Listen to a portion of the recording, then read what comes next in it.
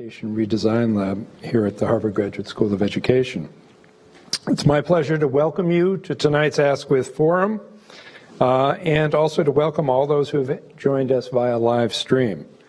I'm delighted that tonight we have Mira Levinson, Arkan Fong, and Seti Warren for this important conversation about civic engagement. But before I introduce them formally, I'd like to say a few brief words about the Ask With Forums for those who are joining us for the first time. The Ask With Forums bring leaders in the education field to campus to share knowledge, experience, and insight. This forum was established to strengthen the intellectual life of the school through the exchange of ideas, conversation, and debate. Topics are initiated by faculty, students, and alumni, and they aim to address the highest priority challenges facing us in the field of education. They're also a way to open the doors to welcome members of the greater Harvard community and the general public. In that spirit, I would like to extend a special welcome to all here today from the broader community. This year, in addition to tonight's forum, I'll host a forum on November 29th in conjunction with the Education Redesign Lab called Improving Outcomes for Children Through Collaborative Action. For more information on this and other Ask With forums, please visit our website. And now back to our reason for being here today.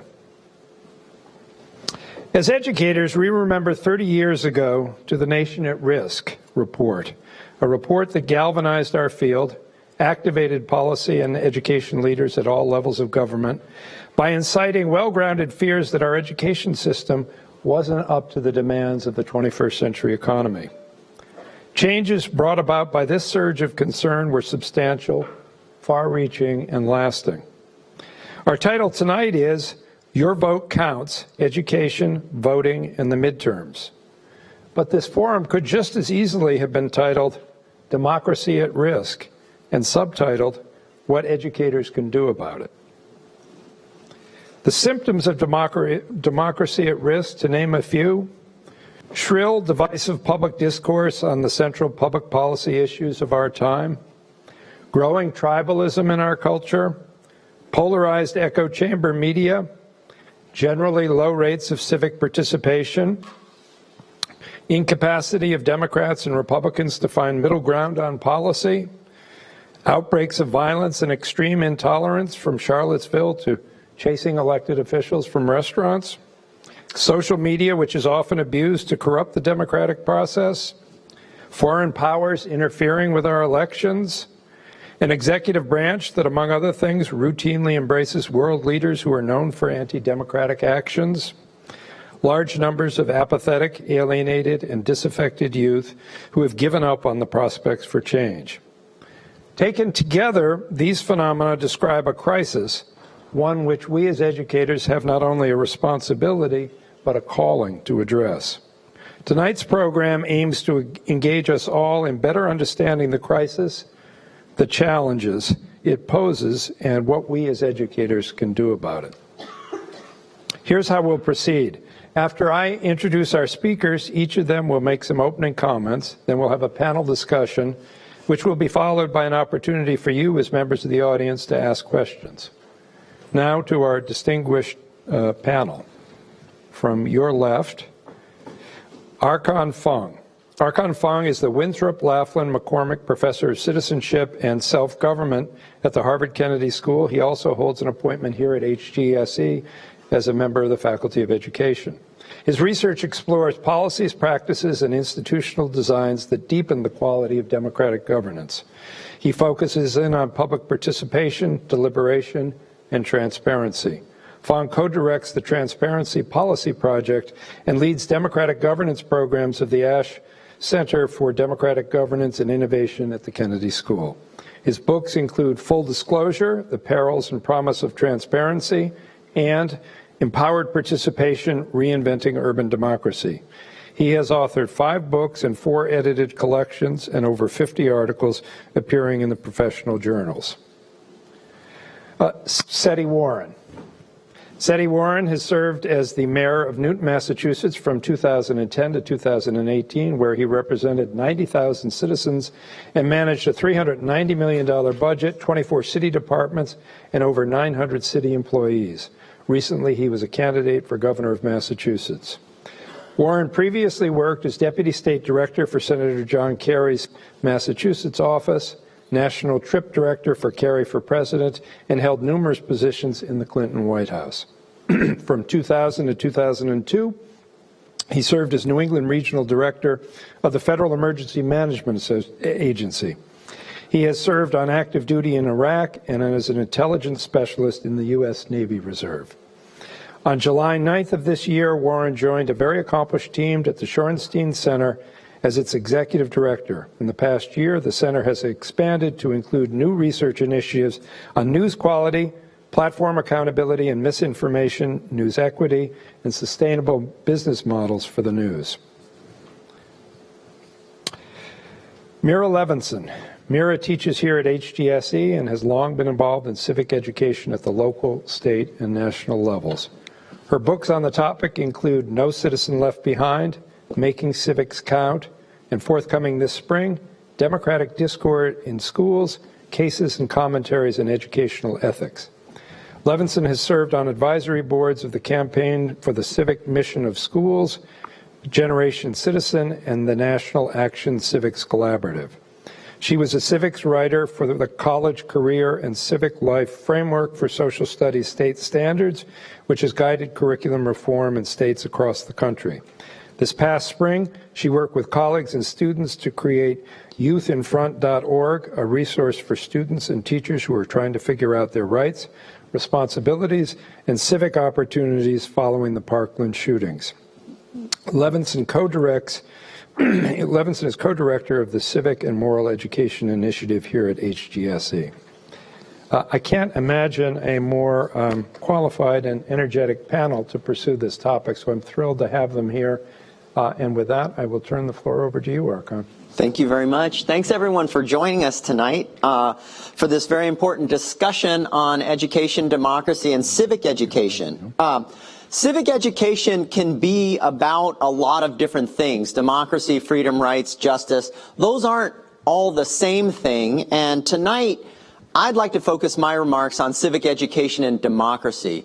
Again, democracy is not the same as justice, and democracy is not the same as rights. And it's important to recognize this because right now, America is really polarizing. So left and right have very, very different ideas about what counts as justice and what counts as rights. Indeed, right now, we're more polarized than at any time since the Civil War and Reconstruction. It's amazing to think that. Congress is more polarized since any time since the Civil War. At that moment, in his first inaugural address before the Civil War broke out, Lincoln said that, I think it's worth pondering what he said. He said, "We are not enemies but friends. We must not be enemies. Though passion has strained, it must not break our bonds of affection. The mystic cords of memory stretching from every battlefield and patriot grave to every heart and hearthstone all across this broad land will yet swell with the chorus of the Union when again touched, as surely they will be, by the better angels of our nature." Now, the proposition that I want to offer to you is that a beginning point for discovering that better angel and reviving those better angels is the idea of full participation in democracy. What if we could get everyone in America to do the simple thing of voting? We're beginning this effort at Harvard, at the School of Education, at the Kennedy School with the Harvard Votes Challenge. And our challenge at the Kennedy School is to get 90% of Kennedy School students to register, eligible students to register and vote. Right now, as of last week, we're at about 70%, so we're almost there.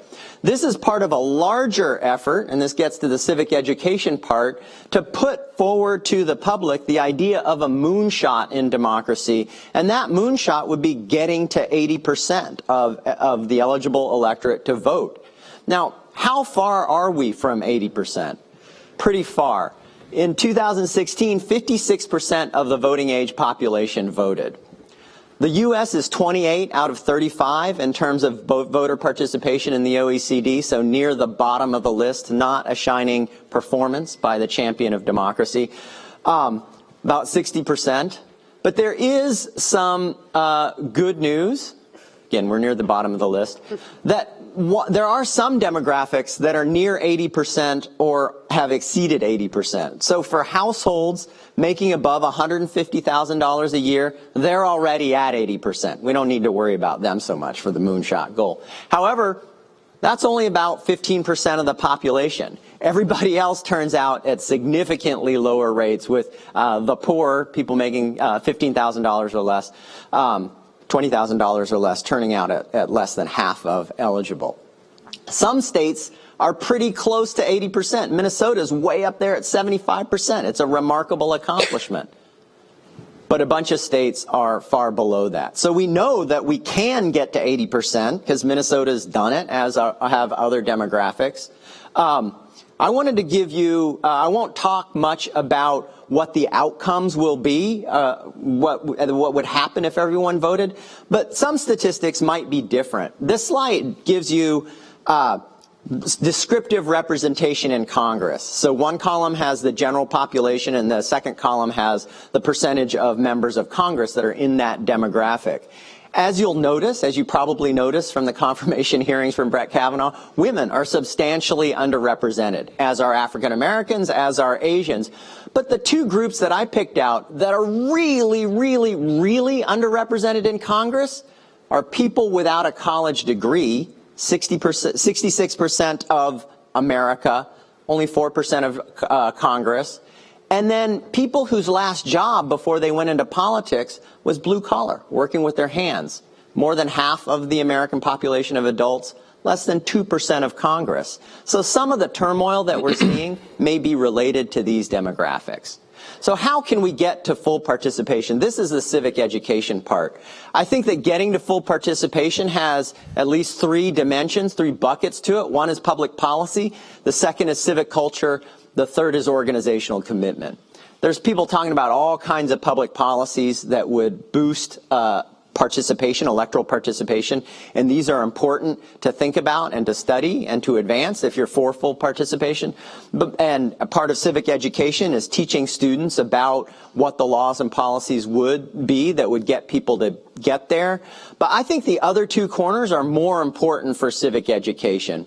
The second is creating a civic culture in America and in our schools and universities and elsewhere that supports full electoral engagement. A lot of people think of voting as a private choice. How can we shift that to thinking about it as a public responsibility? How can we shift organizational indifference to civic commitment? And most people, I think many people in this room, sometimes me, oftentimes me, think of voting as a chore, something you do between getting the kids to school and getting yourself to work. How can we shift from thinking of voting as a chore to thinking about voting as a celebration? And then a key linchpin in that, I think, is getting organizations of all kinds off the dime, getting schools, secondary schools, even elementary schools, certainly universities off of the dime and saying, instead of being indifferent to democracy, being forces for advancing democracy. The Harvard Votes Challenge is part of that. We're actually following the lead of the University of Michigan that has created the Big Ten Challenge that aims toward the same thing. And a lot of increasing number of private sector organizations are doing interesting things in this space. So Patagonia actually exceeds Harvard in its commitment to democracy in this regard. Patagonia actually gives all of its employees the day off, election day, to go vote and to go do electoral participation work. At Columbia University, election day is a university holiday. And Lyft has announced that it's going to give everybody 50% off rides on election day. So the organizational commitment means getting everybody in their role as an employee or as a leader of an organization, whether it's an educational organization or a private sector organization, to ask what that organization can do to advance democracy as part of their civic responsibility. Thank you. Thank you, Archon. Seti.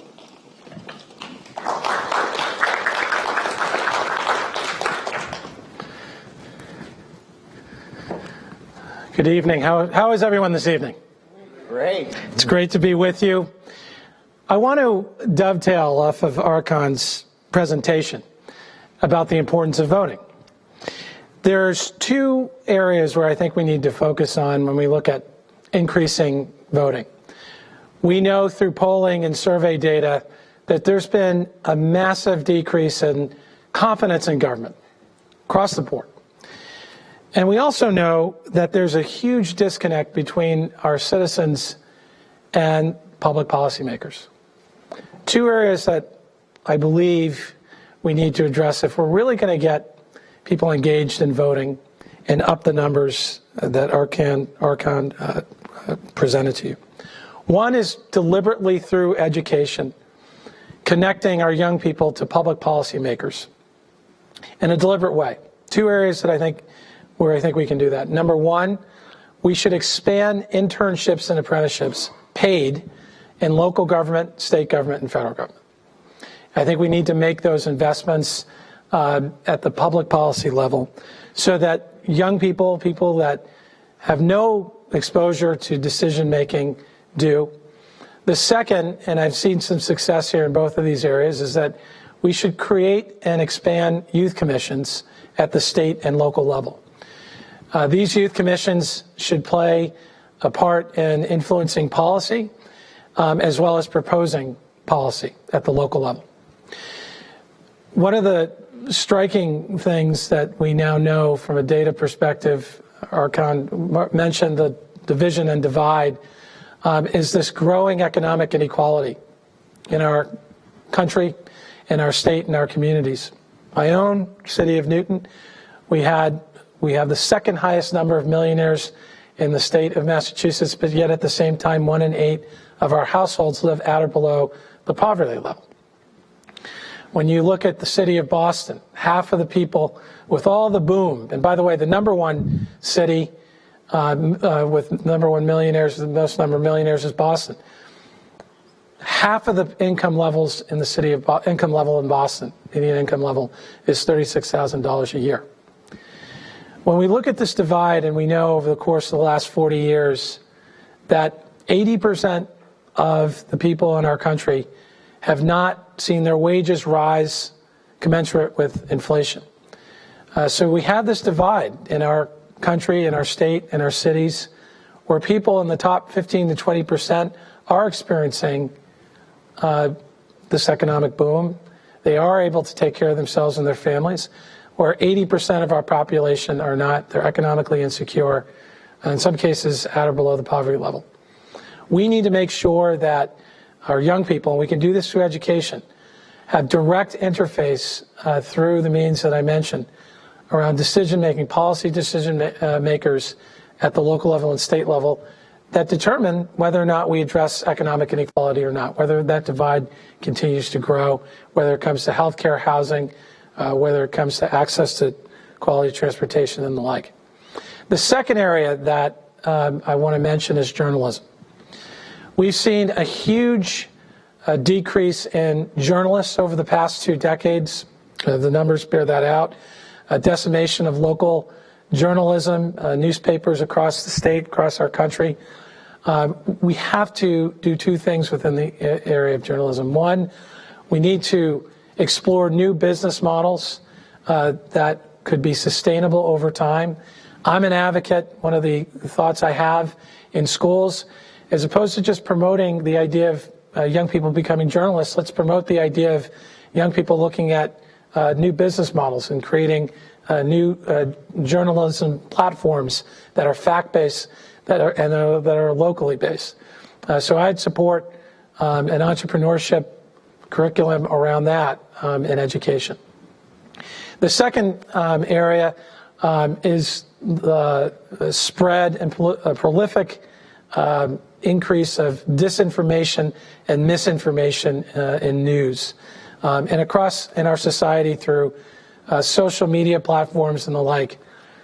We have to establish what is fact and what is not fact. Right now, we have people getting their news. The number one place is Facebook. And one of the things we know is that people, when they're doing looking up or doing research, they will Google, they will find all sorts of means to try to make decisions around elections, who they like as a candidate or not. And some of these means are not ways in which you could find fact-based information. In fact, you find disinformation and misinformation. So, we were just talking a little bit, there's some work being done in Stanford by Sam Weinberg, creating media literacy in the 21st century, not 20th century, so that people can have the tools, particularly young people, to just figure out what is actually fact or not. If we can't have a conversation politically or from a policy standpoint based on fact, we are not going to be able to make decisions that are in the best interest of the people and the citizens that politicians represent. So I look forward to this discussion. I realize this is very complicated material. I'm really proud to be here, Paul. Thanks for assembling us so that we can tackle it. Thank you, Seti, for your comments. Mira. Thanks for coming out on a cold and unexpectedly miserable evening. Sorry, I really appreciate it. I want to talk about three things in relation to this question. First, and thinking really about educators interacting with students, both students at the K-12 level and in higher education. I think that it's exciting that students are, I think, at all levels, fairly fired up in ways that we have not seen in a while, right? And that level of fired up is getting coverage, and that, in fact, in itself can have a positive viral effect, right? As young people see others engaged in activism, then they themselves become more likely to be engaged, and this in fact follows through on decades of social and political psychology and political science research that shows that basically the highest predictor of, say, whether or not you are going to vote is whether somebody has invited you to come vote. And so as you are thinking about the midterm elections, I will ask you to invite somebody to come vote with you. If they can't come vote in person, send them an email, send them a text, give them a call, whatever. But it's also equally important to realize that the baseline is really low. So Archon showed you the data for for the entire population in the 2016 election. And I will say it's slightly higher if you're just looking at citizens, right? So citizens voted at a slightly higher rate. But young people did not crack 50% in 2016. In the 2014 midterms, which was basically equivalent to where we are now, right? 19.9% of eligible 18 to 29-year-olds voted. These are eligible citizens. Less than 1 in 5, fewer than 1 in 5 voted in 2014. So even if we're really fired up, even if young people are really fired up, we have a long way to go, right? And so it's striking. I will both give a shout out to the Ed School Harvard Votes affiliates here, Madeline Albendia, Elizabeth Kelleher, and Kevin Boehm, who have been working together really wonderfully to try to get us energized here. And I will also give a shout out to the Teacher Education Program, which as of a few days ago, 34 out of 36 eligible master's students in the teacher education program had registered through TurboVotes. But frankly, the rest of our programs, including our PhD programs and most of our master's programs, are still under 50%. So I will challenge you again to invite the rest of your peers, your students, your friends, your neighbors, your colleagues to register and go and vote. Okay, so mobilization, enthusiasm is great, and then there's the follow through. So that's sort of number one, is that we should both be excited by youth enthusiasm, engagement, and also sort of cautiously optimistic, but realize that we too can be pushing ourselves and each other further, right? Do not mistake untoward enthusiasm with meaning high levels. Second of all, frankly, there's inevitably going to be disappointment after the election. And that is because no matter where your politics are, first of all, there's this 2 or 3 month gap before people change places. But second of all, then public policy is really, really, really, really, really, really slow to change. And simply getting new people in office may be necessary, but it is insufficient. And that is something I think we need to think really hard about as educators, is how to take student enthusiasm and, say, colleague enthusiasm and neighbors' enthusiasm and so forth for making a difference, for getting involved, for voting, and carry it out through the long haul of grindingly slow change. Because that's what democracy is. It is the best way of organizing ourselves collectively to deploy power over ourselves and others, and an immensely inefficient way to do it, right? Just mind-bogglingly inefficient. That's part of what makes it the best way, but we need to think about how do we help young people and ourselves maintain energy for the long haul. And so SETI's suggestions about internships, right, about youth commissions, I think are really, really important, and I think we need to think about a whole bunch of other things too. First of all, it's much easier to see change and be part of change at the local level than at the state or the national level, right? So student government, student newspapers, blogs, student TV programs, not only youth commissions, but opportunities for young people to organize, to engage not only in thoughtful media consumption, but thoughtful media creation, right? Then getting them involved also in organizing others, whether it's civic action projects, whether it's joining organizations, nonprofits, youth organizations that are trying to make a difference in various ways. See themselves as connected to larger programs and larger initiatives, and see how even when the large is traveling at a glacial pace, the small is making a difference in real people's lives. Attending to the questions that young people have. I see that Dan Rothstein from the Right Question Institute is here, helping them ask the right questions and not only offering them the right answers for how to make change. That is an essential part of our democratic work together that I think that educators can really help young people engage in. Both, again, when I say young people, I mean not only K-12, but also ourselves here in higher education institutions. But then the last thing that I want to mention is that even that is not going to be enough, and it's going to be super duper hard because, as Archon mentioned in his statement, right, we are right now living through the most polarized time since the Civil War and Reconstruction, which means that not only do we disagree with one another about what the right thing to do is, but in fact, we disagree with one another about the right way even to describe the problem. And this is not only because we have often sort of different fact patterns that we attend to, or different sources of facts that we are looking to, or that some of us are looking to statements that we misperceive as facts but are not in fact facts, right? So there are all of those problems. But even when we have a common set of evidence that we are looking at the same thing, our fundamental description of it may be very, very different. So I will take the risk of giving an example from the hearings that were conducted on Thursday in the Senate Judiciary Committee.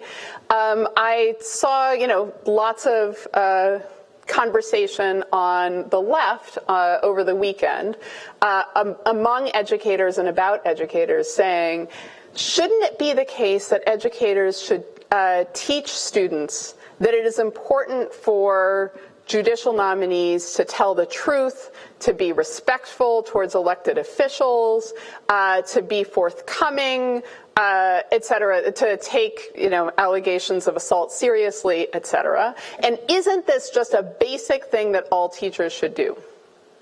On the other side, on the right, I saw conversations, and I read conversations, shouldn't it be the case that teachers should teach young people about due process, about the presumption of innocence rather than guilt, about civility, where, and fascinatingly, like, again, we'd all watched the same hearings, but friends on the right were saying, I cannot believe the way that the Democrats treated Kavanaugh, given the respect that the Republicans had shown to Ford. My friends on the left were saying, I cannot believe the disrespect that the Republicans showed to Ford by outsourcing their questions, and the comparative respect that Democrats showed to Kavanaugh, right?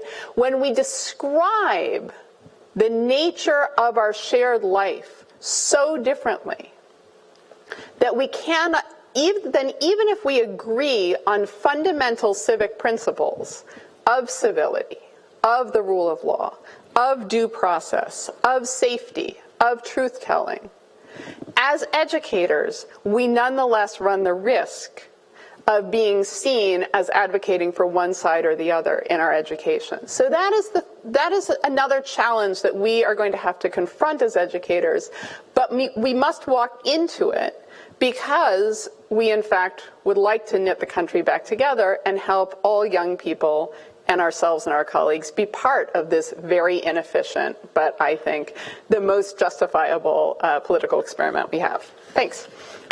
Thank you, Mira. Okay, thank you to all the panelists. We have a big, strapping topic that we could enter from a number of different points. So my job is to get us started and see where the panelists can take it from there. I think all of our panelists have described varying forms of deficits in the departments of hope, energy, and civic participation.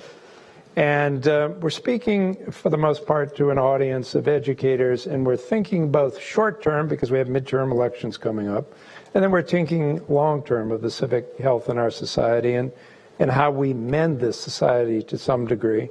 And we've been at points like this before. You know, I grew up in the 60s, and we had deep and violent divisions over a number of issues ranging from Vietnam to civil rights. So we have been at divisive points before, come back together, and so on and so forth. But what would your advice be to educators, near term and short term, to address those deficits of hope and energy and civic participation? Where to start? What's the point of entry for you? You're all looking at me. All right, I'll start. I think that one important thing is specifically showing examples not of grand achievements, but of small achievements that make a tangible difference in people's lives. One of the things that I discovered both when I was teaching and then when I was doing work on No Citizen Left Behind was that the heroes of the pantheon, right, are they're too far away from us for us to model ourselves after. And frankly, many of the heroes we celebrate were martyred, right? I mean, they were killed. And that is not actually a recipe we want to give to young people, that you must be prepared to, die on the sword of democracy in order to make change. And so one of the most powerful civic lessons, actually, when I was an 8th grade teacher that happened in my classroom was when we brought in Sam Yoon, who was the first Asian American elected to the Boston City Council. And he talked about the work he had done also in the Asian housing development. I don't remember the exact title of the thing. And then my students saw him on the bus in Dorchester. They ran into him in a diner. And he became real, and their capacities became real in a way that's really different from, say, Martin Luther King, right? Mm-hmm. And I think that especially in this time that people on both the right and the left are feeling a sense of civic disintegration. To the extent that we can find local models who are being constructive, talk through what are the techniques, what is the knowledge, what are the skills that they are using to make a difference, and how are they doing that? And then doing work that models ourselves after those examples.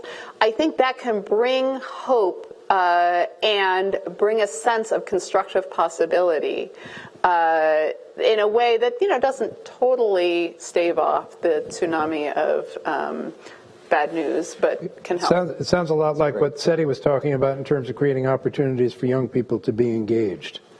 Yeah, after the 2016 election, I decided, I was the mayor, to bring together 3 Trump supporters and 3 Clinton supporters for the sole purpose of seeing how we could move forward. And I selected people of different races, ages, religions, gender, background, and we went to a tavern in Newton.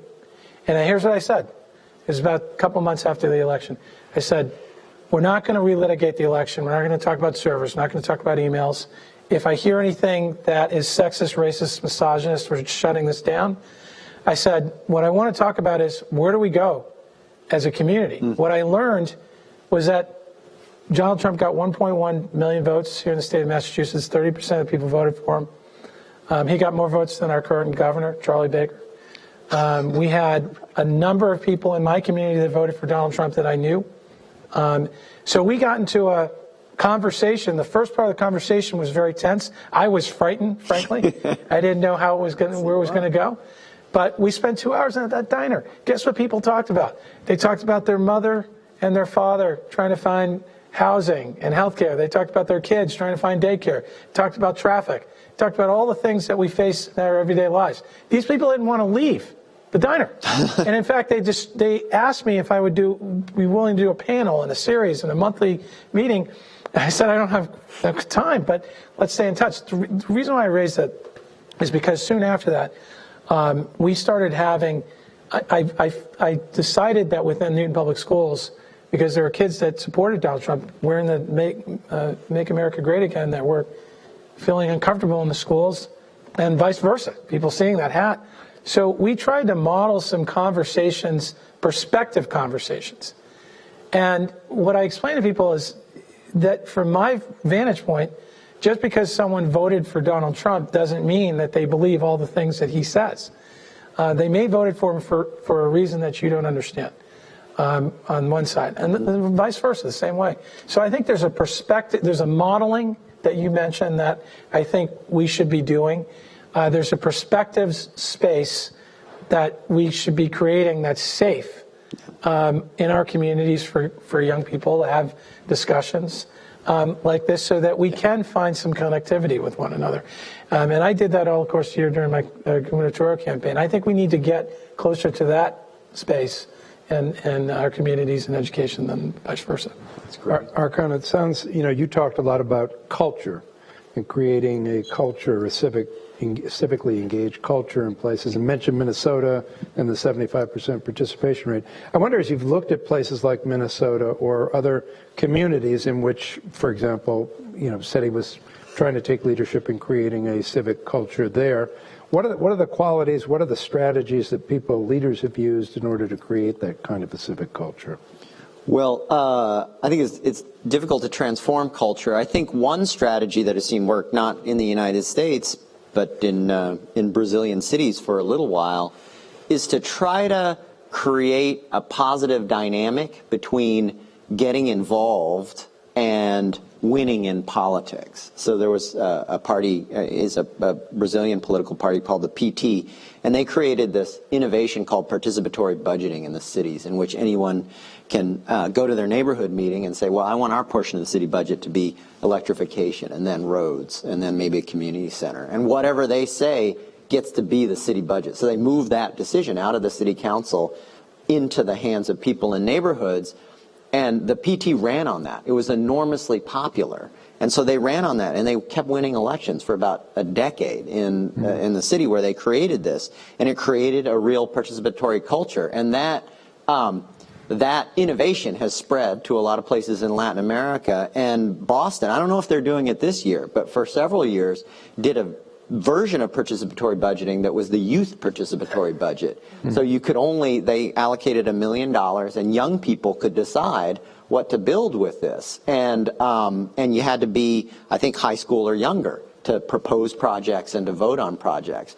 And the first time some students were told about this, they just didn't believe it because they couldn't believe how any government would actually allocate real money for them to do anything with. And so it's like, it was completely outside of their experience, not just but their imagination. Yeah. And so I think that there are ways to break through like that and to create a positive dynamic and to create these opportunities. And you have better informed policy when you do that. I mean, what we did with our youth commission, we had a transportation strategy. We brought our young people in. We actually were better informed about how kids get to school and back, and lack of transportation in the city of Newton and then beyond it. So it actually creates stronger policy in addition to making sure that we have informed citizenry, at the young youth level. Yeah, I had a thought on the civic education piece and what teachers might be able to do. I had the enormous privilege of getting to chat with some of the survivors of the Parkland shooting, Emma Gonzalez and David Hogg and a few others. And somebody in this meeting asked them, how did you learn? How did you gain the skills to do the amazing work that you're doing right now? And one amazing thing about it is the first thing they went to was voting. Right? Like for a lot of organizations, a lot of people suffering stuff like they go to some policy change. These folks went to democracy. But then the answer to the question was, well, it was our teachers. And so for some, it was, for one person, it was a speech and debate teacher that helped them articulate, learn how to speak in public. For others, for another person, it was a social studies teacher.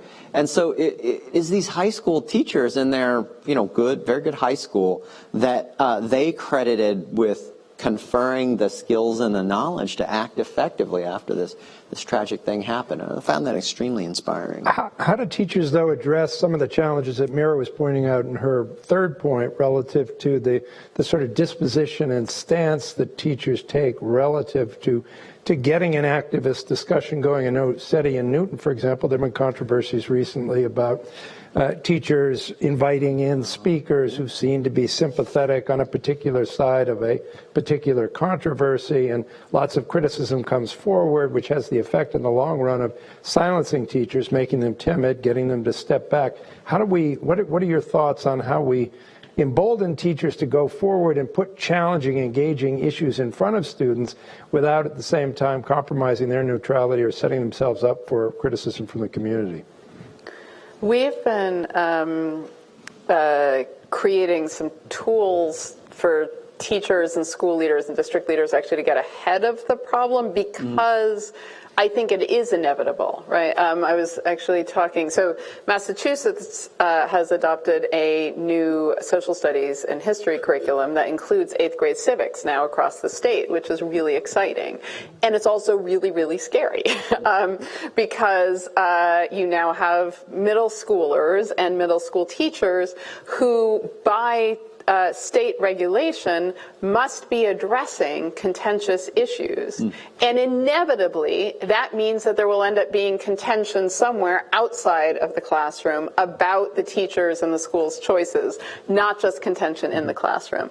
And so one of the things that I've been doing with some of my students is we've been creating these what I call normative case studies, these case studies that are about ethical issues, and we've been creating a bunch around civic ethical dilemmas precisely to enable educators, school and district leaders, school board members, and parents and students to have conversations in a sort of safe context about a case study that's not about them, to preview the kinds of issues that will inevitably arise when you are talking about controversial issues in the classroom, to normalize the fact that these conversations will be difficult, that people will say things that they wish that they shouldn't have said, they'll say things that they shouldn't have said, period, right? That there will be disagreement about what the boundaries are of acceptable politics and what crosses that boundaries,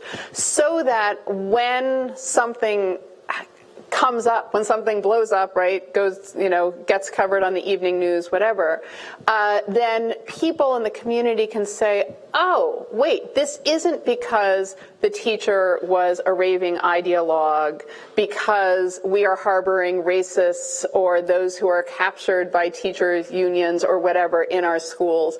It's because this is hard.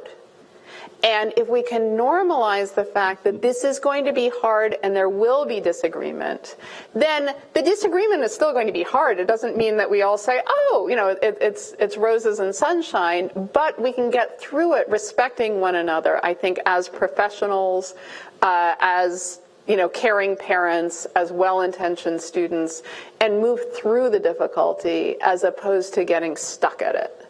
I'd also add, I think putting contemporary questions and issues through a historical context is incredibly powerful. I know Facing History and Ourselves is a great example. They do great work in bringing the historical context in to contemporary issues. And so I think to the extent that we can do that, we were talking before we came in here, a lot of the things we're seeing now had roots many, many years ago here in the United States. I mean, you could go back a couple hundred years, and you look at the fact that when, for example, when there's growing economic inequality, nativism grows. I mean, this is historic. You look at the different types of unfortunate manipulation that political leaders have used to divide people over time for various reasons. These are not new tools. They're you've got the data showing we're at the worst point that we have in the Civil War, but there is historical context to many of these things, and I think leadership, educators should bring those into the discussion. I want to go ahead. So, Meyer, were you suggesting that I'll suggest it if you didn't. I didn't quite. So say you're teaching a social studies curriculum. I'm a parent. I don't like how you're doing it. I don't like the topics Are you suggesting that I debate with other parents who have a different view? Because one way to go would be, this is on the institutional commitment part, is to, when you see trouble spots like that, have it be a commitment to use the school and school resources to transform basically an interest group or a very impassioned fight into an educational opportunity and a discussion, but for the parents and other community members about what's going on at the school. And I think that would be a very good thing, because it would shift the debate from, I have a bad reaction to what Meyer is teaching. Why is she teaching? Why is she programming my kids? To encountering Paul, who likes what Meyer, and will talk it out a little bit, and be a little bit more deliberative about it, and try to understand one another rather than throw rocks. So I would say that is what I'm suggesting, but not waiting until the challenge comes up and then having you try to talk with Paul, because by then your view of Paul may be that he's a racist, that he is, whatever, right? So one of so for example, we have a case study about a 10th grade social studies team that has these pop topics, the power of persuasion, and they have this power of persuasion thing that's big in the school, and the kids will debate a contemporary issue in class. And then the ones who are the strongest will go into the auditorium and debate it, and you do a poll where you find out where do kids stand on the issue when they walk in, right? And then you see where they stand when they leave, and whoever sways the audience more, right, has won the debate. And so the social studies team is trying to decide, okay, what are our pop topics going to be for this spring? And they agree on one around speech codes on campus, right? Okay. So then they're discussing others, and a teacher raises the question of transgender bathroom access. Not in Massachusetts, because state law actually protects transgender kids' access to a bathroom that corresponds with the gender of their identity. But as we know, in North Carolina and Texas, there are state laws that are attempting to prevent districts from, say, allowing transgender students to access the bathroom of their choice. And so it's clearly a live issue, right? And the teachers are discussing, should this be a debate topic or not? right? It's a live issue. It's political. You can imagine the school is in North Carolina or Texas or someplace else where there is debate over the legislation. You have other teachers who are saying that this is creating a climate of unsafety, that it violates human rights regulations, whatever you can imagine, right? There are questions about should students be able to bring in religious arguments? Should they be able to bring in arguments about lack of safety in the bathrooms when there's not really much empirical support for this, right? If you have that conversation, let's say in a parent-teacher association meeting, you use that case. It has not divided your school. You do not have pop topics in your school, right? But you can see that it's complex, and you can recognize that even if you and Paul actually have different views about that each of you is motivated by by values that you might recognize. Then, when what does explode in your school is something else entirely, you have some sort of conception of other parents and educators and community members as people who are motivated. And then maybe by Paul and I will be on your side rather potentially, than right. You might protect my job as opposed to trying to get me fired. That transgender law, by the way, is on the ballot here in Massachusetts. That is true, in right. November, there's been a ballot question to rescind the rights that were given to transgender people. So in fact, let me, even in just say Massachusetts, it would be a relevant So conviction. even in Massachusetts, I'm saying yes, that's there's true. still- Yes. All right, let me shift gears a little bit because our time is limited, and there's some topics, in particular, the topic of media and social media in this era of facts versus alternative facts and things of that nature. As I drove to work this morning, there was some commentary on one of the radio stations that it's indeed predictable, almost inevitable, that there will be some form of October surprise engineered by outside hostile forces that will put out in widespread social media coverage some kind of an event, some kind of a crisis that will be designed to influence people's behaviors with respect to the midterm elections. I want to know, as we think about this, something like this, an event like this happening, and we think about our students and what can we as educators do near term, long term, to help them develop the capacity to sort the chaff from the wheat and figure out what they ought to be reacting to when faced not only with a crisis like this, but with the day-to-day flow of all kinds of information that's coming at them. Big challenge from a curriculum and instruction standpoint. I'd love to hear how you think this should be addressed. Well, one thing at the Shorenstein Center that we have been developing is, in fact, a place where people can figure out how to discern what is disinformation and misinformation. In addition to that, we are going to actually have a platform go live in short order where you can register and you can actually see how we're making those decisions as what's disinformation and misinformation. You can also attain our latest newsletter and bulletins around what Paul's talking about, going into the 2018 midterm. So I'd ask all of you to stay tuned to the Shorenstein Center website because we're working on this. That being said, this is, from my perspective, a very complex question besides the work that we're doing and researching and studying.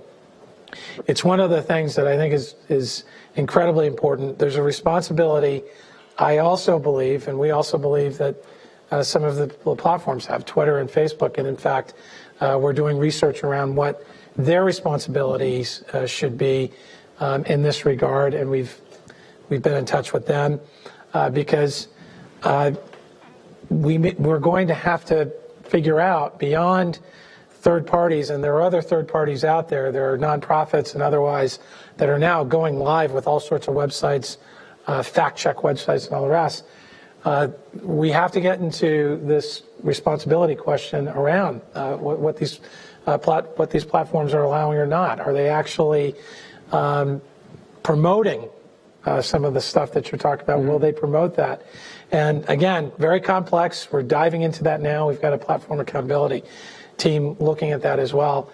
So those two things, the question of how students can figure it out. And how educators mediate that. Mary, you have thoughts on that? Yeah, I have two thoughts on this. One is that the October surprise, I mean, again, thinking about the perspective from the right about Kavanaugh, right? That was the equivalent of the October surprise that, say, the left saw in 2016 with the revelation of the Clinton campaign's emails, right? Yeah. Immediate information at the 11th hour. What are you supposed to do with that? And how do we analyze this source, evaluate the source? So one thing is that, you know, the October surprises, and thinking back to 2016, the October surprises may not be false. They may be true. Mm-hmm. And then you still need to decide, well, what are you going to do with that? And as an educator, you need to help young people figure out how do we track, you know, when there may be malign forces releasing true information. What do you do with that, right? How do we process information in real time when we don't have enough time to check facts, right? I don't know what the answer to that is, because I don't know what the answer to that is as a citizen. But I do want to say that one of the things I think that teachers can do is shift, and Seti talked about this at the beginning, is shift how we think about teaching media literacy, right? So when I was a teacher in the 90s and 2000s, teaching media literacy was about looking at discrete, say, advertisements or news segments or whatever, and evaluating them for certain signs of bias, for certain forms of propaganda. Do you have bandwagon? Do you have ad hominem, right? Like, you know, do you have partial presentation of facts? We had these things that, and you could check off which it was for the paper towels or for the political candidate or whatever, right? That's still important. But it's totally different from at least two additional forms, I think, of media literacy that we need to teach.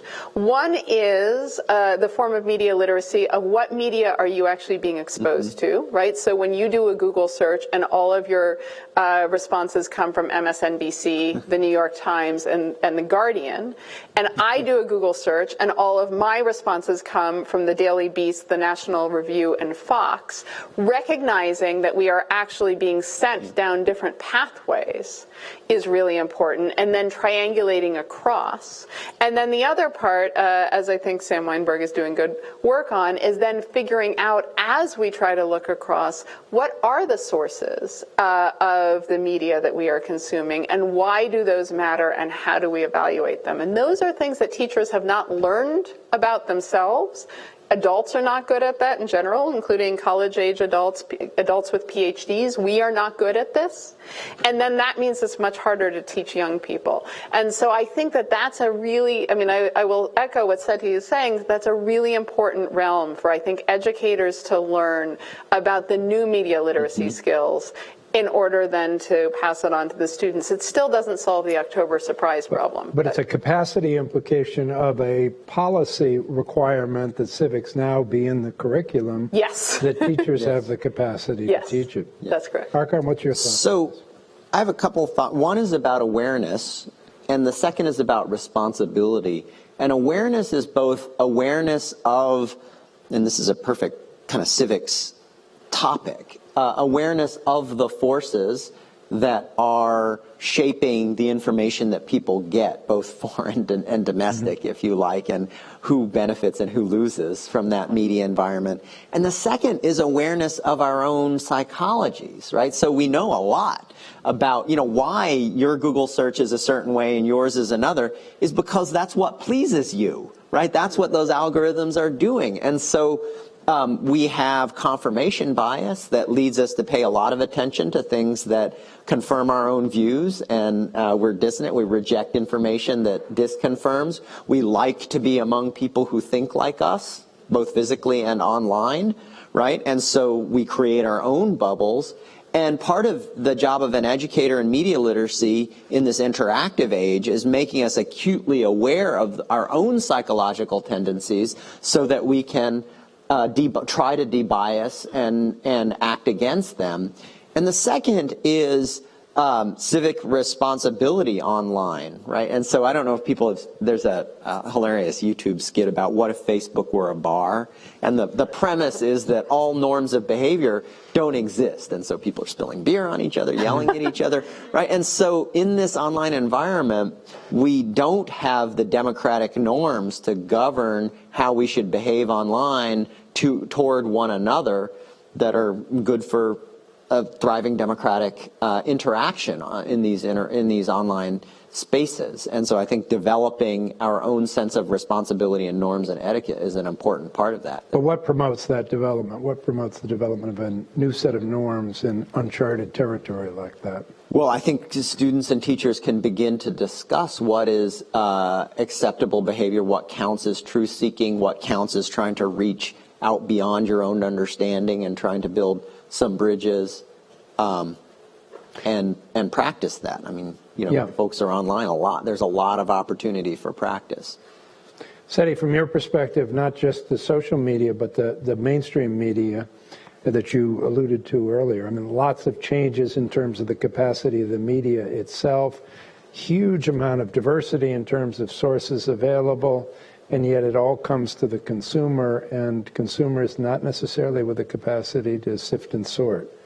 What's important there? What should teachers in particular be thinking about? Just, we did a boot camp in July. We invited 70 news outlets from around the country here at Harvard's Shorenstein Center to really dig in and show these newsrooms how to discern what's real information and not. So journalists in this age, not just teachers, are trying to figure this out.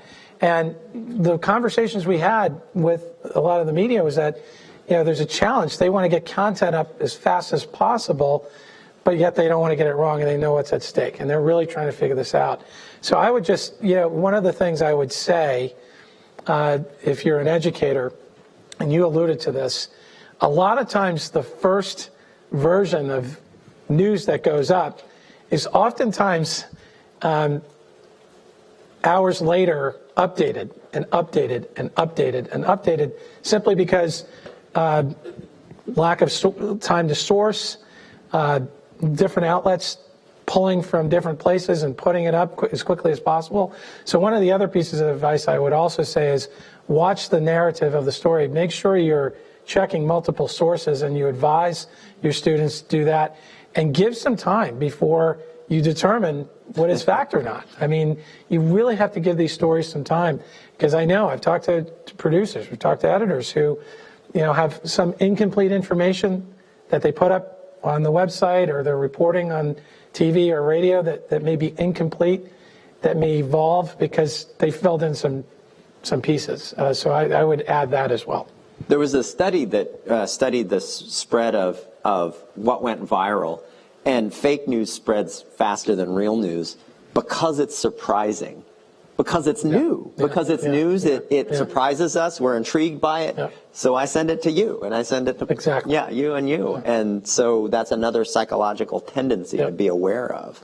And people know this. Yeah. No, they do. And misinformation, it's really, I'm going to say something you probably would already know, misinformation is really, once it's out there, it's really hard to correct that. It's really hard to correct Particularly that. if it's repeated. It's out, yes. Yeah, and oftentimes it's repeated very quickly. And, that's why a lot of these newsrooms and journalists are they want to get it right the first time.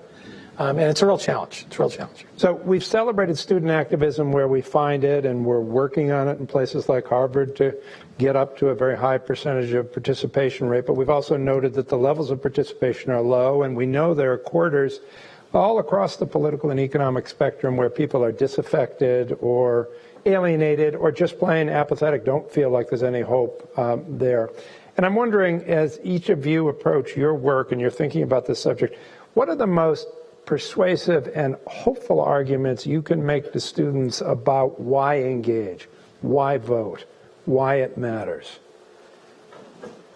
So I think that it's certainly a very worrying time for many people. But I think this is one of the most exciting and interesting political times that I've experienced in my life, because there's so many open possibilities. And I see this as a time, especially for young people, in which new ideas and new proposals and surprising political forces are emerging. A lot of people like to think of this as a time of populism, and we're certainly seeing of kind of nationalist populism, and we're seeing some of that. But for me, this is the time of the insurgent. This is when the forces that have dominated American politics, but also a lot of Western European politics for the better part of the post-war period, it crystallized. It did a lot of good things, but it wasn't all that great either. It had a lot of problems and exclusions, especially, as Seti was saying, for the last 3-4 decades. A lot of people have been frozen out. And now that ice is cracking.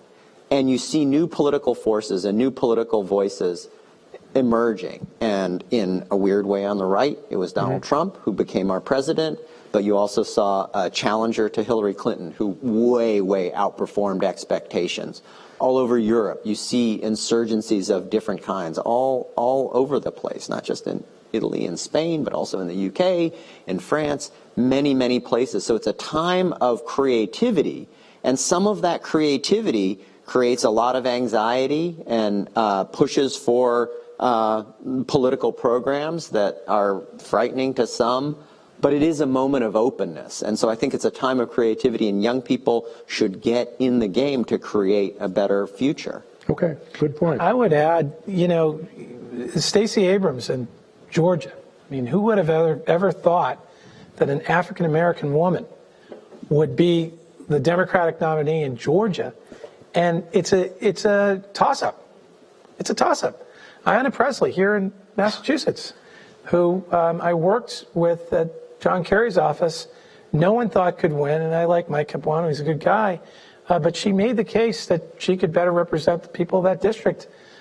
She did not have as many resources as Michael Capuano. He got the endorsement of the Congressional Black Caucus, CBC, and John Lewis, and Deval Patrick, and all the rest. I mean, so to your point, there is an interesting thing here, Paul, where time of the insurgent, but also the ability, using some of the same tools that I was concerned about, Twitter, social media, as well as good old-fashioned hard work and making the case, where Ayanna Pressley was able to win. She used social media, she used grassroots politics, knocking on doors, didn't raise the kind of money that Mike Capuano did, and she won.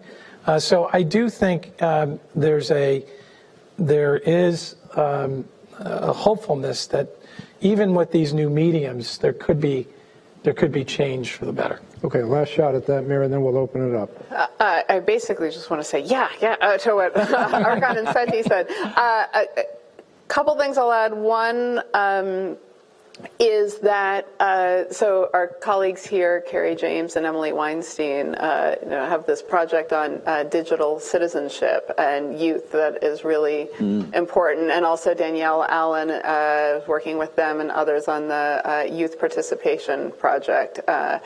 And one of the affordances of the 21st century is that youth can construct for themselves a voice that goes far beyond what most of them have ever been able to have in the past, and they can do real good with that.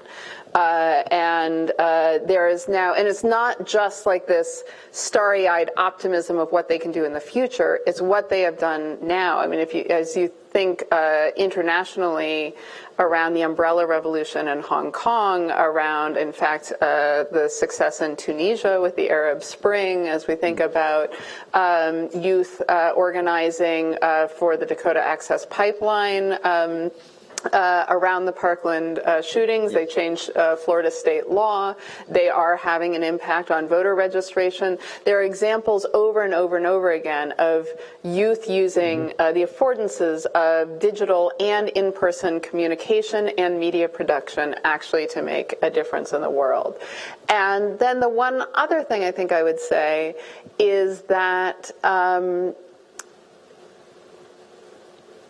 not only so demographics are changing in the United States and across the world, which is going to engineer a shift. You know, some people are arguing that the current political crisis that we're in is in part this sort of attempt by those who have traditionally been in power to stave off the inevitable, right?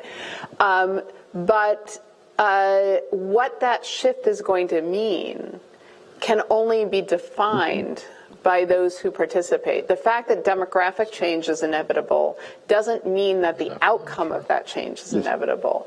And so we must participate in order to actually shape the future. It's one of these things where it's often really boring, it's often really slow, it often doesn't pay off in any short-term way, but there is no other choice. Fair enough. Great.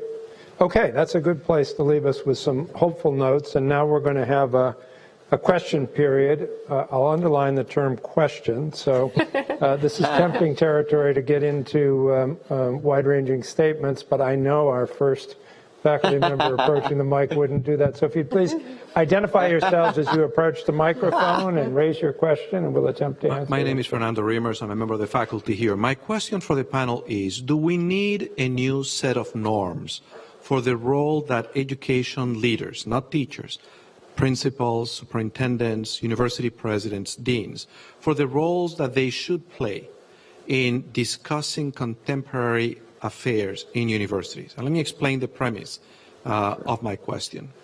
My sense is that the consensus in universities is that faculty are free to speak up, but administrators stay clear of anything political unless it concerns directly their institution. And the same is true, I would argue, for superintendents, for principals. At the same time, we know from the literature on teacher professional development that when we're asking teachers to learn to do things that are difficult, it's very helpful if they don't learn to do that alone, but they learn that in communities, in schools, and if their leaders are part of the effort and clearly have their back. Now, I would argue that the current times that you have described are nothing but normal. These are not normal times. And we're asking teachers if they're going to responsibly engage their students in the kind of thinking that Mira modeled when she described the events, to do something that they probably haven't done before, that is very difficult for them to do. This is not teaching fractions in a new way. And if they're going to do that, if they're going to have to do that alone, my guess is the path of least resistance for most of them is to stay clear. And so given that, should we rethink what the appropriate role for a university president, for a dean, for a superintendent is when we have a government hijacking children and putting them in chicken cages and in these new camps in the desert, which, not to be partisan, but seems to me is the kind of thing that everyone in this land should be asking. Is this normal? Should this be happening? So I have a couple of responses to that. And in response specifically to the child separation policy and child incarceration policy, there is a set of superintendents led by the superintendent of the El Paso ISD who organized other superintendents in Texas to go visit one of the detention centers. And she made this impassioned, and I found very moving, although I'm not actually sure it's accurate, argument that this was not a political stance, because as a superintendent, she was, she is responsible for the care and well-being of children. And so, of course, they were going to go visit. Now, I think she's wrong. It was a political act. I think it was a justified political act, but I don't think that we can pretend that it's apolitical. And so I do think that we see some examples of school and district leaders being willing to put themselves on the line, but it is, I think, a hard, it's just hard to know where to draw the line. So a student here, Rebecca Horwitz, who's one of our doctoral students, and I last year spent some time looking at how superintendents and districts and educational leaders responded publicly to the Charlottesville marches, and then we were interested in sort of comparisons. And so we looked at actually responses to 9/11, to the Las Vegas shootings, the Pulse nightclub shootings, and then we were doing this before Parkland, because we were interested in who takes a public stand when? And the thing that had gotten me interested in this was because a superintendent in Colorado had issued a letter post the Charlottesville march saying, basically our district here in Colorado stands in solidarity for safety for all of our students. And he got some criticism on the left for being fairly anodyne, got a ton of criticism on the right, including from Tom Tancredo, the former Colorado congressman, for being way too partisan, right? And why are you writing about Charlottesville? That's in Virginia. Here we are in Colorado. When Rebecca was doing this research, we found actually interestingly that it was charter networks that tended to be much more vocal about instances in particular of racial discrimination and injustice than public school, I realize charters are public schools, but of regular public districts. I think because those charter networks felt as if they were able to articulate a set of norms and values that they stood for as a network, and they were not actually as publicly responsible, right, in the same way as a public district superintendent might be, right, where they feel as if they have to represent the geographic public. And so fascinatingly, we found much more robust communications around, say, Charlottesville from the KIPP network, from Uncommon Schools, from others, than we did from some of the public districts. More coherency, less diversity in those, a lot of those that might situations. Be right. Yes. Yeah, I mean, other comments on the leadership. I mean, my first thought is, leaders typically respond to their authorizers. So superintendents are going to respond to their board, and the board is elected by the public, and it sort of streams down. And to the degree that the public's uncomfortable with this, then leaders will be uncomfortable. To the degree the superintendent is uncomfortable, then principals will reflect that discomfort and avoidance that you're talking about that's real. But Seti, you've been a mayor and watched various kinds of uncomfortable issues work their way into the system. What or if your system superintendent spoke up about some of these? No, Probably I think, did. Yeah. Well, look, I think that there's a real need for superintendents, education leaders, administrators to have a voice on norms. I think we need that across the board, and I think we should embrace that. These are public officials, and they work for the people. So to a certain extent, even though they're not elected officials, they're responsible for reflecting our values. So I think there's a real need. I think it's important. That's my view. I go a different way. I think educational leaders at all levels should be very conservative about these forward-leaning statements. And I have several reasons for thinking that. The first reason is I think we're all in our little bubbles, and the temptation is to confuse valor with doubling down. They're not the same thing. The second reason is that I think that it's important, as I said, to recognize the difference between democracy and, on one hand, and justice and rights on the other. And I think it is important for institutional leaders to speak out when human rights are being violated or egregious violations of some democratic norms, for sure. But until that bright line is crossed, I think that institutional leaders should act to preserve democracy and especially educational leaders discourse among very, very different views. And doubling down oftentimes is antithetical to that objective. I taught as a teaching case for incoming faculty members. I did two quick back-to-back cases. One was, should the Nazis be able to march in Skokie? Famous, Supreme Court case. Everybody said, yes, of course, the Nazis should be able to march, First Amendment. Right out, a minute after that, the case was, should Alex Jones and InfoWars be kicked off of YouTube and Facebook by basically Mark Zuckerberg and the owners of those companies? Yes, absolutely. He should be kicked off. It's racist. It's horrible. And then, I don't know. I mean, you should watch the Alex Jones videos yourself. Make your own judgment. In my judgment, they're less innocuous and threatening than a brown shirt marching in a town with 5,000 Holocaust survivors, which Skokie was. And so I believe that the faculty that I taught in that were in the grip of doubling down in their own bubble in that moment and confusing that with confusing kind of valor with. Fair point. Yeah. Thank you. Yes, sir. Hi, Brian Gell from Mathematica Policy Research. I'd be interested in hearing more from the panel on this, on the possibility of whether there's a tension between educational governance and the kinds of civic education we'd like to produce, following up on your point about the charter schools.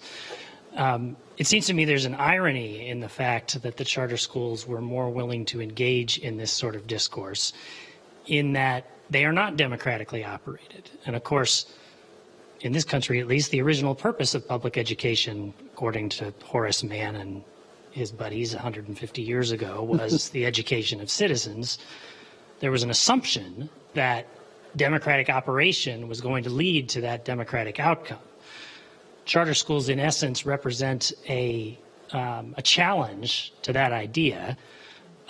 We've seen some limited evidence. We just finished a study of democracy prep charter schools, a charter school network in New York City, that is producing large positive impacts on the eventual registration and voting rates of its students after they are 18 and old enough to vote. Now, that's one network that is specifically focused on this, so we don't know that it generalizes in any way. But still, I'm wondering, what are your thoughts on whether the assumption of Horace Mann and colleagues got it backwards, perhaps, about whether you need democratic operation of schools under the control of elected officials in order to effectively educate citizens? I'm going to let the panel take that up, and I'm going to challenge one of your assumptions. As somebody who's served on the State Board of Education and chaired the State Board of Education, there is a public accountability. I mean, charter schools are public schools, and they're authorized at a different level than the local level, but they're authorized at the state level and therefore subject to a governance process that involves the election of a governor, who in turn appoints a board, and the board in turn holds them accountable. So there is a line of public accountability as public institutions. They have to abide by public meeting laws. They have to be transparent, and their meetings have to be open to the public and things of that nature. So I'm not sure it's fair to say that they're separate from public processes of accountability. I do think it's fair to say these are smaller boutique versions of public education where it's possible, particularly where there's a voluntary selective admissions process, to have a greater degree of coherency within the school, and it's a smaller environment, and therefore it's easier to get to norms and assumptions about how we should proceed and what's permissible. Yes, and they're also not directly operated by local school boards who are that's right. officials. Yeah, fair enough. But panelists? So I have a couple of thoughts about this. I think what Democracy Prep has done, and given the Mathematica findings, is really exciting. And that, of course, what they have done is also perfectly replicable within regular public schools, right? So, they have a variety of practices where on election day, in part because the New York City schools close on election day because they're all being used for elections, and so their founder thought, well, that's crazy. Like, what, so they have their students, in fact, work either as election, volunteers if they can, or they go out and they, get people to vote. They do various get out the vote activities. They have requirements that to graduate, you have to say give public testimony at some kind of public meeting, et cetera. So they have a whole bunch of requirements that now actually happily that say the 8th grade standards in Massachusetts have a few of those things, and it would be perfectly possible for regular district schools to put in more of those requirements. Although Archon, in his presentation of his triangle, sort of shrugged off the policy changes, saying they're important, but I want to focus on the other two. I think clearly one of the most powerful features that could be done is to lower the voting age to 16, say for state and local elections, which you could do on the state level, at which which point then high schools could be involved in registering students to vote, and their high school social studies teachers could help them figure out where they go to vote, and suddenly you would help build kids' identities as voters, because there's a lot of research that shows, in addition to the research that if you get invited to the polls, say, you're more likely to go, there's other research showing that your behavior through your first few elections helps to shape your identity as, am I a voter or am I a non-voter? And you are much, much more likely to vote if you, say, have a parent who's voting and who can take you to your polling place, if you're in a neighborhood that you know, as opposed to, say, living in an apartment or in a dorm where you don't know where you would go, et cetera. So there are some changes, I think, that we could make that would spread it out. None of those are about democratic governance, right? And I do think that this question of when schools are subject to democratic governance, I call this sort of education in a democracy, they are sometimes, I think, stymied from educating for democracy, right? Those are different roles of schools. And in fact, in this book, Democratic Discord in Schools, that we have coming out next year, that's part of the tension that we look at through our various case studies, is the tension of trying to educate for democracy while being subject to control within a democracy. And I think those two can be in tension. I just wanted to mention, I think there is also some space, Paul, in looking at this the way you looked at the other project that you and I worked on, was cities building, by all means, building scaffolding around the school system that perhaps supports not just civic education, but participation in democracy. It's one of the things, we worked on in Newton with our internship program, our youth commission, were all the paid internships in government were city initiatives that were scaffolding around the district. So I think that's another, perhaps, and I also believe we should lower the voting age to 16. I think that's it would be an incredibly important way in getting young people involved in voting. Archon, any final word on that? Okay, we only have a couple of minutes remaining. We have two questions, so I'm going to ask for a brief question and brief responses, and we'll see if we can wrap it up by the appointed time. Sure. Hi, my name's Charlotte Evans. I'm part of the International Education Policy Program here. I've appreciated this conversation to promote educated voting across party lines. My question is to Professor Fung and Mayor Warren. Professor Fung, your optimistic hope focused a lot on perceived negativity about a current Republican administration. And Mayor Warren, your examples focused primarily on Democratic leaders who are promoting change away from the current administration. I'm wondering whether your messages of hope would therefore mobilize or polarize current young conservative voters from engaging in this process. That's a good question. Good question. So? Yeah, I can go. I guess I feel like we're in a moment of transition where a lot of things are up in the air, and it's easy to focus on the conservative versus liberal progressive divide. I am interested in that polarization, but in some ways I'm more interested in the pulling apart that has to do with economic inequality and the, if you like, the meritocracy, the top 20%, if you like the Richard Reeves book, or the Atlantic article is the top 9.9% that's been getting a lot of play. And that's, that's us. That's the political class. That's the advantaged economic class. That's everybody kind of working in the New York Times or elite newspapers, right? The culture makers and the politics makers on the Republican and Democratic side.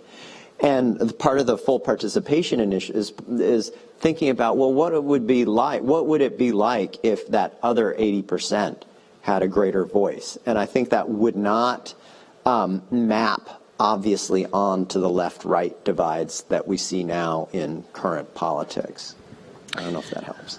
I'd also add, we've seen a real increase in people running for local government, which is incredibly important, whether it's city council, state representative, mayor across the state of Massachusetts.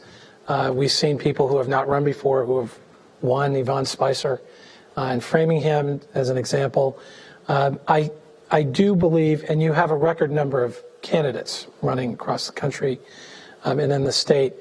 So I think that's a positive thing.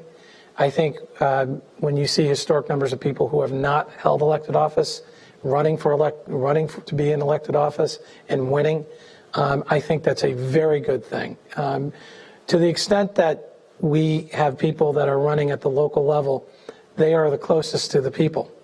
And when you look at their campaigns across the board, they're not talking about nationalizing elections. They're talking about, full day kindergarten. They're talking about early childhood.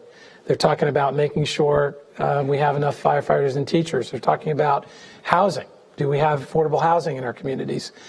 So I do have some hope in the numbers of people that are involved with local government. I believe that local government is, in fact, the incubator or laboratory for some of the most difficult answers at the national level and state level. So I think that is a very good sign, and that's nonpartisan.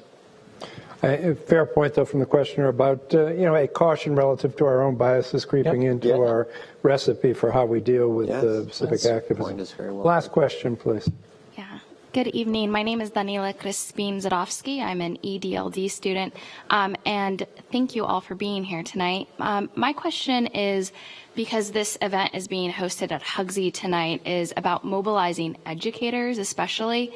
And so the first slides that looked at registered voters, how do we encourage and empower our educators to stay likely voters, and also empower current and future educators to run for school board and future public office? Thank you for the question. I'll say, if you are here, are you a first or a second year? Oh, great. So you're here for another 2 years, so like this year and next year. So there was an initiative started by a few master's students now 2 years ago called We've Got to Run. It wasn't, darn. Somebody sent me the email with the name of it. It was an initiative actually that was following the 2016 election. Some master's students here were inspired to try to get educators to run for office, including especially for school board, which is in fact where, if you think about the political sweep of the right over the country, it started in school board elections in the 1980s in the South, and that was the cauldron is the wrong word, the place in which people were trained, in fact, in electoral politics, and then it moved up from school boards to state offices and then to national offices. And in a very short period of time, 150 students here actually got training in why and how to run for office. And I am sure that that we would be very happy to support an initiative, especially that might last for longer than a year, that could continue also to mobilize educators here to understand the opportunities and challenges of running for elected office and thinking about how to run themselves or how to support others in running. The other thing that I will say is this is a real moment as we think about the teacher strikes that went across the United States in red states and blue states and unionized and especially non-unionized states, as teachers are starting to think about the importance of collective voice and collective action and how to reframe thinking around the needs of educators as being selfish to ones that are public spirited and serving the needs of children. And I think that this is a time that we can build on mobilization of teacher activism across political, ideological, and geographic lines to think about what would a nationwide mobilization of educators look like.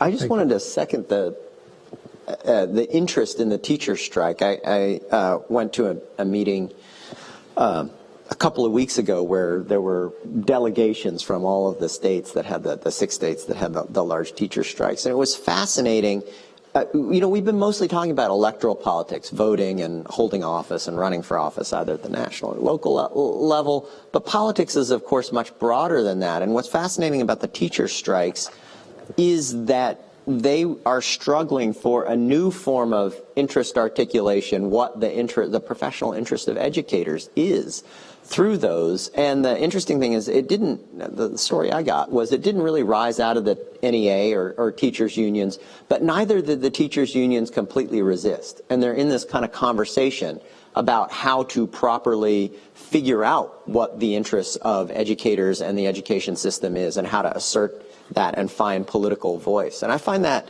extremely inspiring. In some ways, it's kind of a leading edge, perhaps, of what ought to be happening across a lot of society and the economy in formations kind of people figuring out together what their interests are and how to assert them more capably in this time of enormous change.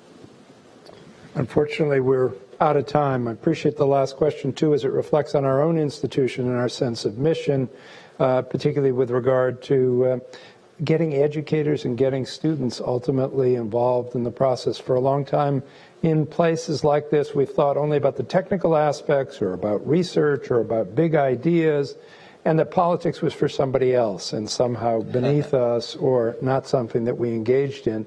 And I think part of what our panel has demonstrated for us this evening is how important this sense of engagement is and how important the role of faculty and administration are in modeling this for students and in making this an aspect of our leadership and the roles we play. So we've had a great discussion. I appreciate everybody turning out. Please join me in thanking our wonderful panel for stimulating us.